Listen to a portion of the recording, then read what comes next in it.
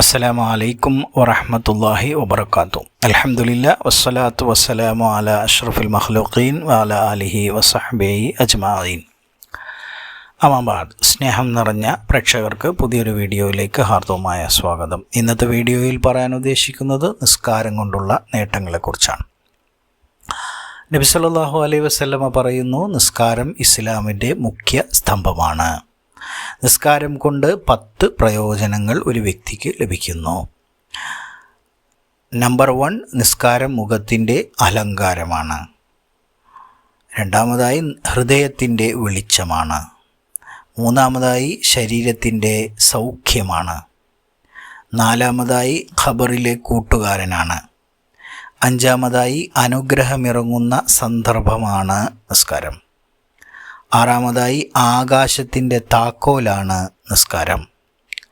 ഏഴാമതായി പരലോകത്തെ തുലാസിൽ ഭാരിച്ച വസ്തുവാണ് നിസ്കാരം.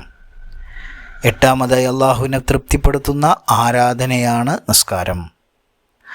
ഒൻപതാമതായി സ്വർഗത്തിൻ്റെ വിലയും നിസ്കാരമാണ്.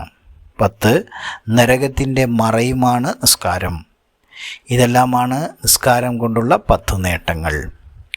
ആയതിനാൽ നിസ്കാരം നിലനിർത്തിയവൻ ദീൻ നിലനിർത്തി, അതുപേക്ഷിച്ചവൻ ദീനിനെ തകർത്തു.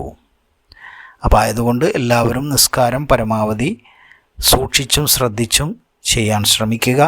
അള്ളാഹു തൗഫീക്ക് നൽകട്ടെ. വീഡിയോ നിങ്ങൾക്കിഷ്ടമായി എന്ന് വിചാരിക്കുന്നു. ഹ്രസ്വമായ ഈ വീഡിയോ നിങ്ങൾ നിങ്ങളുടെ സുഹൃത്തുക്കളിലേക്കും എത്തിക്കുക. അതിനായി നിങ്ങൾ ലൈക്ക് ചെയ്താൽ മാത്രം മതി.